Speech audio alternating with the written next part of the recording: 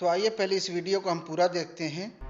جب مین of the match دیا جا رہا تھا تو میڈل کے ساتھ میں بیئر کا بوٹل بھی دیا جا رہا تھا، تو اس نے ایکسپٹ نہیں کیا اس بیئر کے بوٹل کو، اس نے ہٹا دیا، نہیں لیا اس کو۔ تو ایک تو پورے بھارت واسیوں کو خوش کیا، پھر اس کے علاوہ پروفٹ محمد صلی اللہ علیہ وسلم کے تمام فالوورز کو بھی خوش کیا، کیونکہ آپ ہی کے مبارک زبان سے آپ نے اعلان کیا آج سے شراب حرام۔ تو خلاص ابھی حال ہی میں بڑا زبردست کرکٹ میچ ہوا جس میں سراج نے بڑا زبردست مظاہرہ کر کے انڈیا کو جتایا۔ وہ صرف پورے بھارت کو خوش نہیں کیا، اس نے 150 کروڑ لوگوں کو خوش نہیں کیا، بلکہ پورے دنیا کے پروفٹ محمد صلی اللہ علیہ وسلم کے فالوورز کو بھی خوش کیا۔ وہ کیسے؟